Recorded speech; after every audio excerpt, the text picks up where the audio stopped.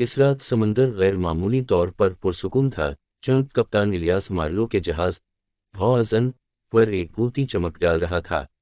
लानती किश्ती flying Dutchman की सरगोशियां तवील अरसे से मुलाहों को खौफजदा कर रही थीं, लेकिन इलियास, जो हमेशा शक करने वाला था, ने इन्हें महज तौहम परस्ती समझकर नज़रअंदाज किया।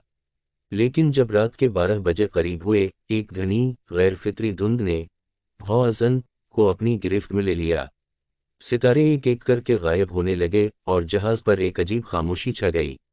अचानक धुंध में एक भूती किश्ती नमूदार हुई, फ्लाइंग डचमैन।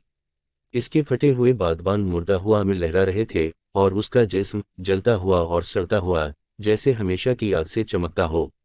इसकी डेक पर लालटेनें झूल रही थीं, जो लानती अमले के साइड डालतीं, जिनकी खाली आंखें कुछ भी नहीं देख रही थीं। कप्तान, वापस मुड़ें। पहला साथी थॉमसन की आवाज़ कांप रही थी, लेकिन इलियास मंजमनद हो गया। भूती किश्ती की तरफ देखने से कासिर था जो अब उनके साथ चल रही थी। हॉअज़न पर एक सर्द हवा छा गई। हवा घनी हो गई और इलियास ने एक तारीक कुव्वत को अपनी रूह को खींचते हुए महसूस किया। डचमैन इन्हें अपनी तरफ खींचने लगी। इसका लानती अमला खामोश चीखें मारता हुआ अपनी सड़ती हुई हाथों से इलियास के मुलाहों को पकड़ने लगा। दाएं तरफ मोड़ो, पूरी रफ्तार, इलियास ने चीख कर कहा, रूहानी जाल से बाहर निकलते हुए। लेकिन उस वक्त बहुत देर हो चुकी थी। फ्लाइंग डचमैन ने हॉअज़न में एक मावराई शिद्दत से टक्कर मारी। रूहानी हाथों ने मुलाहों को पकड़ लिया, इन्हें तारीक पानियों में खींचते हुए।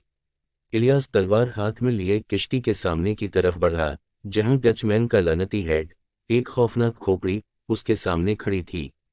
एक आखिरी मायूस किनवार के साथ इलियास ने अपनी तलवार हेड में घुसा दी, लानत को तोड़ते हुए। डचमैन एक चमकती रोशनी में फट गई और जैसे ही वो जाहिर हुई थी, वो धुंध में गायब हो गई।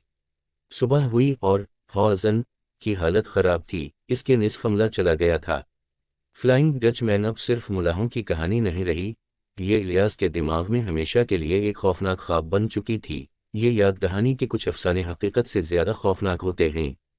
हर बार जब धुंध वापस आती, इलियास को याद आता, फ्लाइंग डचमैन की लानत कभी दूर नहीं थी।